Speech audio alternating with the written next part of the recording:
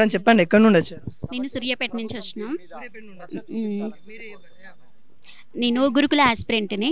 ఈరోజు మా గురుకుల ఆస్పిరెంట్స్ కోసం అశోక్ సారు నిరాహార దీక్ష చేసి 5 రోజులు అవుతుంది. సార్ ఆరోగ్య పరిస్థితి సరిగ్గా లేదని తెలుసుకొని ఇక్కడికి రావడం జరిగింది. సార్ని చూద్దామని మార్నింగ్ హాస్పిటల్కి వెళ్ళాం. ఎర్లీ మార్నింగ్ అయితే లోన్కి వెళ్ళనిస్తారని వెళ్ళాము, కానీ ఆడ చాలా ఇబ్బంది జరిగింది. 1 అవర్ దాకా లోపలికి వెళ్ళనిలే. తర్వాత అక్కడ రిక్వెస్ట్ చేసి వెళ్ళడం జరిగింది. సార్ చాలా నీరసంగా ఉన్నారు. ఎలా అంటే కనీసం మాట్లాడడానికి కూడా సార్కి ఓపిక లేదు. 5 రోజుల నుంచి ఏమీ తినకుండా వాటర్ కూడా తీసుకోకుండా ఉంటే ఆరోగ్యం చాలా క్షీణించిపోతుంది. సార్ అలాగే ఉన్నారు.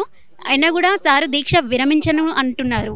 ఎందుకంటే ప్రధాన డిమాండ్స్ గురుకులాలో బ్యాక్లాగ్ లేకుండా 9210 పోస్టులు నింపాలి. అదేవిధంగా గ్రూప్ 2, గ్రూప్ 3, డిఎస్సి, జివో 46 ఇలాంటి నిరుద్యోగుల అందరి కోసం సార్ పోరాడుతున్నారు.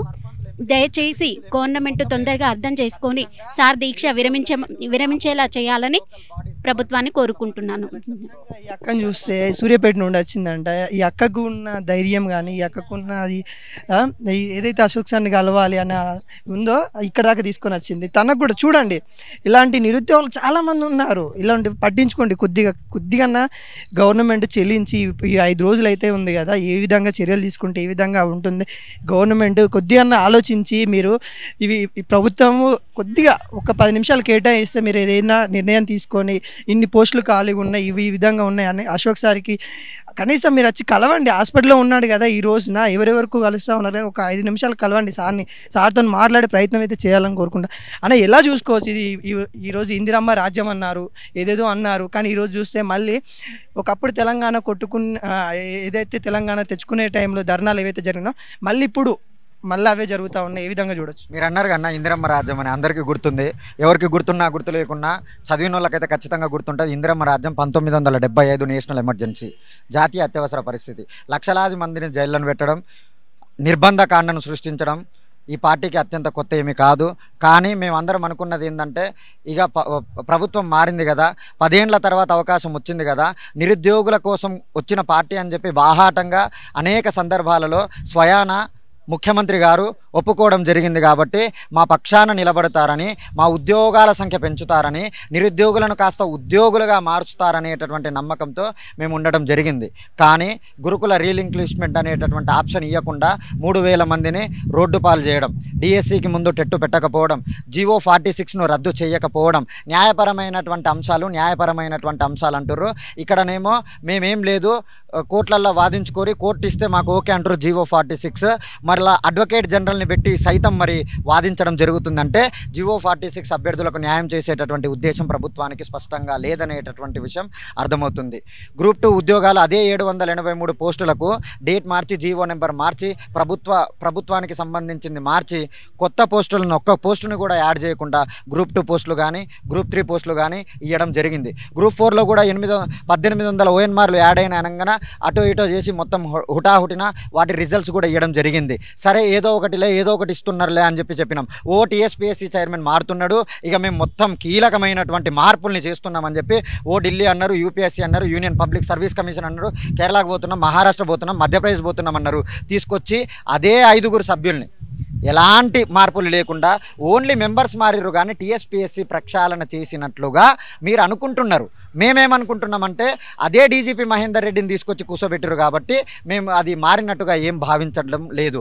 కాబట్టి ఒక్కళ్ళతోనే స్టార్ట్ అవుతుంది, ఏదైనా ఒక్కళ్ళతోనే స్టార్ట్ అవుతుంది. గ్రూప్ 2 కూడా ఒక్కళ్ళతోనే స్టార్ట్ అయింది. తర్వాత ఏమైంది, 10,000 మంది మోపైన తర్వాత ఏమైంది, ప్రవళిక ఇష్యూలో ఆగమైపోయింది. టీఆర్ఎస్ పార్టీ ప్రభుత్వాన్ని కూలగొట్టాల్సినటువంటి అవసరం ఏర్పడ్డది. వాళ్ళు ఒప్పుకున్నారు, టీఆర్ఎస్ పార్టీ వాళ్ళు కేటీఆర్ గారే ఒప్పుకున్నారు. ఏమని 30 యూట్యూబ్ ఛానళ్ళు నిరుద్యోగులు అందరు కలిసి కొట్లాడి మమ్మల్ని రాజకీయ నిరుద్యోగుల్ని చేయడం జరిగింది అని చెప్పారు. ఖచ్చితంగా కాంగ్రెస్ పార్టీకి కూడా ఇది తీవ్రమైనటువంటి వ్యతిరేకత ఉంటుంది. మేము ఇప్పటికి కూడా అడిగేది ఏంటంటే, మావి ఏ గుంతమ్మ కోరికలో కాదు, న్యాయబద్ధమైన జస్టిషబుల్ డిమాండ్స్. కాబట్టి మా యొక్క కోరికలను పరిగణలోకి తీసుకోవాలని, మాకు న్యాయం చేకూర్చాలని రేవంత్ రెడ్డి గారిని, మంత్రిమండలిని మేము అభ్యర్థిస్తున్నాము. డిమాండ్ కూడా చేయట్లా, అభ్యర్థిస్తున్నాము.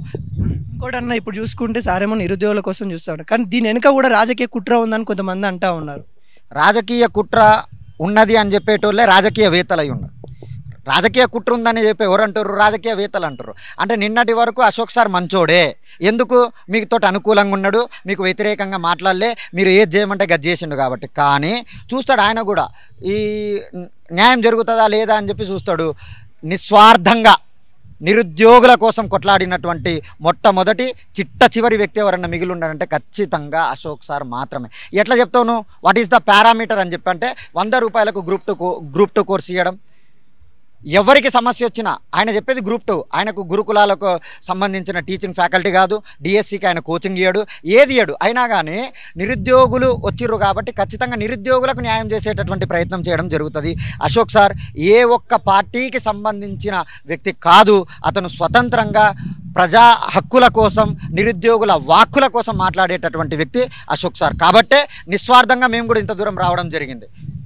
చూసుకుంటున్నా ఇప్పుడు విద్యార్థుల కోసం, నిరుద్యోగుల కోసం కొట్లాడే చాలా సంస్థలు ఉన్నాయి, కానీ సార్కి ఇప్పటివరకు సపోర్ట్ ఇవ్వకపోవడానికి ఎలా చూడొచ్చు అంటే వీళ్ళందరూ ఇదివరకు సంఘాలనే ఉంటుండే, బట్ ఇప్పుడు ఏమైందంటే వాళ్ళందరూ టీఆర్ఎస్ పార్టీని గద్దె దింపాలి అనేటటువంటి ఒకే ఒక ఉద్దేశంతో కాంగ్రెస్ పార్టీకి వన్ సైడ్ మద్దతు ఇవ్వడం జరిగింది. కాబట్టి ఇవాళ ఈయనకు మద్దతు ఇస్తే మా యొక్క రాజకీయ పదవులు పోతాయేమో, మాకు పదవులు రావేమో, మాకు కార్పొరేషన్లు రావేమో, మాకు ఎమ్మెల్సీలు రావేమో అనేటటువంటి ఉద్దేశంతో వాళ్ళు ముందుకు రావడం లేదు. కాబట్టి వాళ్ళ బాధలు వాళ్ళై, వీళ్ళ బాధలు వీళ్ళై, ఈయన బాధ ఒక రకం, వాళ్ళ బాధ ఒక రకం, వాళ్ళ బాధ జీతాల కోసం, వీళ్ళ బాధ జీవితాల కోసం, అది తేడా. చూసారా ఈ విధంగా నిరుద్యోగులు అయితే ఏ విధంగా ఉన్నారో. కనీసం ఇప్పటికైనా సార్ కోసం ఒక 10 నిమిషాలు కేటాయించి గవర్నమెంట్ అని వచ్చి హాస్పిటల్కి వెళ్ళి ఒకసారి చూడండి, సార్ పరిస్థితి చూసి ఎందుకోసం చేస్తూ ఉన్నాడని తెలుసుకుంటారని కోరుకుంటూ కెమెరా పర్సన్ నిశాంత్తో అనిల్, ఉస్మానియా క్యాంపస్.